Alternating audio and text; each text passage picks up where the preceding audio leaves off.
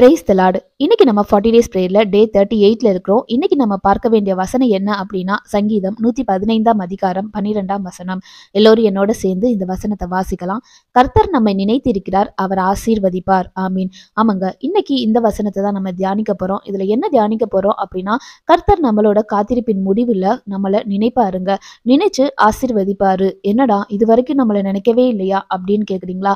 இதற்குரிய பதில் இன்னைக்கு நம்ம பார்க்க போகிற வேத பகுதியில இருக்கு. இதற்கு நம்ம வேத பகுதியில எஸ்தர் புஸ்தகத்துல 6ஆம் அதிகாரத்துல பார்க்க போறோம். மொர்தெகாயை குறிச்சு தாங்க பார்க்க போறோம். இந்த மொர்தெகாயை பத்தி நம்மளுக்கு தெரியும்.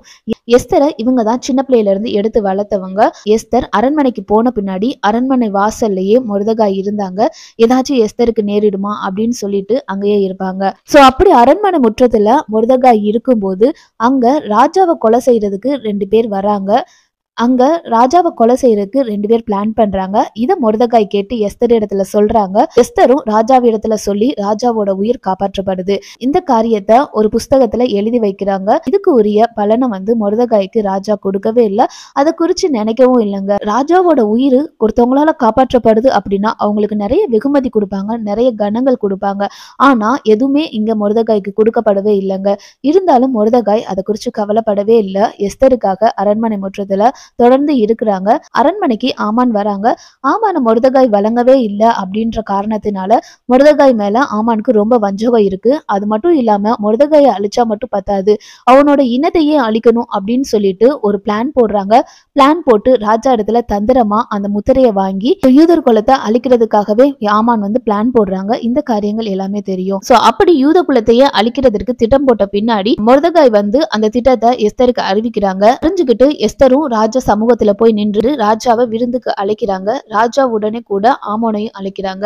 இது ஒரு மேன்மையான ஸ்தானம். ராணி ராஜாவோட ஆமானையும் விருந்துக்கு அழைக்கிறது ஆமானுக்கு ஒரு மேன்மையான காரியமா இருந்தது.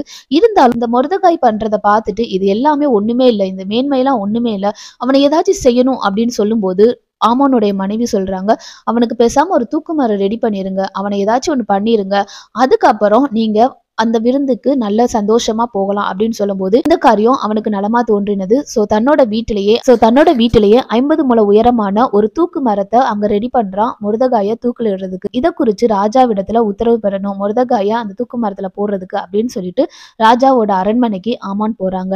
அந்த நேரத்துல ராஜாக்கு ராத்திரியில தூக்கம் வரவே இல்லைங்க. அதனால என்ன பண்றாங்க அப்படின்னா, ராஜா அங்க இருக்கிற வேலைக்காரங்களை படி புஸ்தகத்தை எடுத்துட்டு வாங்க, எடுத்துட்டு எனக்கு வாசிச்சு காமிங்க அப்படின்னு சொல்றாங்க. அப்போ வாசிக்கப்படும் போது ராஜாவோட உயிர் இந்த மாதிரி மொர்தெகாயினால காப்பாற்றப்பட்டது அப்படின்னு எழுதி இருந்துச்சு. அதற்கு ராஜா அந்த வேலைக்காரங்கிட்ட கேக்குறாங்க, இதற்கு மொர்தெகாய்க்கு நம்ம ஏதாச்சும் செஞ்சோமா, வெகுமதி கொடுத்தோமா, இல்ல கனம் செலுத்தணுமா அப்படின்னு கேட்டபோது எதுவுமே நம்ம மொர்தெகாய்க்கு செய்யவே இல்லைங்க அப்படின்னு சொல்றாங்க. அரண்மனைக்கு ராஜாவை பார்க்க ஆமான் வந்திருக்கிறாங்க அப்படின்னு கேள்விப்பட்ட போது ராஜா ஆமானை உள்ள வரவழைக்கிறாங்க. வரவழைச்ச பின்னாடி ஆமான்கிட்ட கேக்குறாங்க, ராஜா கனம் பண்ண விரும்புகிற ஒரு நபருக்கு எப்படிப்பட்ட கனம் செலுத்தணும் அப்படின்னு கேட்கும்போது ஆமான் என்ன தவிர வேற யாருக்கு ராஜா கனம் செலுத்த போறாரு அப்படின்னு நினைச்சுக்கிட்டு இந்த மாதிரி நிறையது சொல்றாங்க. ராஜாவோட குதிரையில வரணும், ராஜாவோட வஸ்திரத்தை தரிக்கணும், ராஜாவோட கிரீடத்தை வைக்கணும், அந்த குதிரையில ராஜாவோட குதிரையில உட்கார வச்சு எல்லாரும் முன்னாடியும் அந்த மனுஷனை கனம் பண்ற மாதிரி ஊர்வலமா கொண்டு போகணும் அப்படின்னு சொல்றாங்க. அப்போ ராஜா சொல்றாங்க, சரி இது எல்லாத்தையுமே மொர்தெகாய்க்கு செஞ்சிருங்க அப்படின்னு சொல்லும் போது ஆமானுக்கு ஷாக் ஆயிடுது. நான் சொல்றது எதுவுமே தவறு இருக்க கூடாது அப்படின்னு சொல்லிடுறாங்க. ராஜாவோட கட்டளை இல்லையா, அதனால ஆமான் தவிர்க்க முடியாம இது எல்லா காரியத்தையுமே ஆமான் மொர்தெகாய்க்கு செய்யறாங்க. இதை குறிச்சு ஆமானுக்கு ரொம்ப அவமானமா இருக்கு. யாரை நான் சாகடிக்கணும்னு நினைக்கிறேனோ அவனையே என் கையினாலே கனம் பண்ண வேண்டியதா போயிடுச்சு அப்படின்னு நினைக்கிறாங்க. மறுநாள் எஸ்தர் ராஜாத்தியோட விருந்துக்கு போறாங்க. 2 தடவை விருந்துக்கு அழைக்கப்படுறாங்க.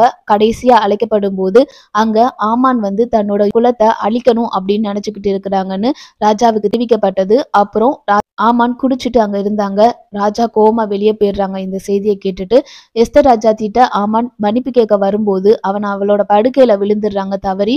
அதை ராஜா பார்த்துட்டு ஏன் முன்னாடியே ராஜஸ்திரிய இவன் பலவந்த பண்ண பாக்குறானா அப்படின்னு சொல்லிட்டு இவனை கொண்டு போங்க அப்படின்னு சொல்லும் போது இவன் மொர்தெகாயை கொல்றதுக்கு 50 முழம் உயரமான ஒரு தூக்கு மரத்தை ரெடி பண்ணியிருக்கான் அப்படின்னு ராஜா இடத்துல சொல்லும்போது அந்த தூக்கு மரத்திலே இவனை போட்டுருங்க அப்படின்னு சொல்லிடுறாங்க. சோ அதுக்கப்புறம் மொர்தெகாய் ராஜ சமூகத்துல வராங்க, உயர்த்தப்படுறாங்க. இருந்து நம்ம என்ன கத்துக்க போறோம் அப்படின்னா, மொர்தெகாய் ஒரு நல்லது பண்ணியிருக்காங்க, அந்த நல்லதுக்குரிய பலனை ராஜா மறந்துட்டாங்க. ஆனா கர்த்தர் இங்க என்ன பண்றாரு அப்படின்னா, ஏற்ற சமயத்துல, அதாவது தக்க சமயத்துல கர்த்தர் ராஜாவுடைய தூக்கத்தை கெடுக்கிறாரு. மொர்தெகாய்க்கு நடக்க வேண்டிய நன்மைகளை கர்த்தர் அங்க செய்யறாருங்க. ஏன் இது கரெக்டான சமயம்னு கேட்டாங்கன்னா, யோசிச்சு பாருங்க, ஒரு நாள் தாமதமானாலும் ஆமான் ராஜாவிடத்துல கட்டளையை பெற்றுவாங்க மொர்தெகாயை கொல்றதுக்கு.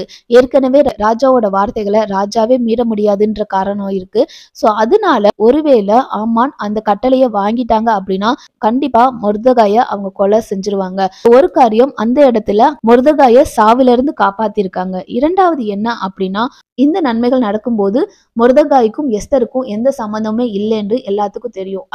அதனால அங்க மொர்தெகாய்க்கு கனம் கொடுக்கப்பட்டது. அவன் செய்த கிரியைக்கு அவனுக்கு பலன் கிடைச்சது. இதுவே எஸ்தர் ராஜாத்தி சொன்னதுக்கு அப்புறம் மொர்தெகாய் செஞ்ச நன்மைகள் வெளியே வந்திருந்தாலும், மொர்தெகாய் ராணியோட சொந்தக்காரங்க, ராணிய வளர்த்தவங்க, அதனாலதான் இந்த கணம் அப்படின்னு வந்திருக்குங்க.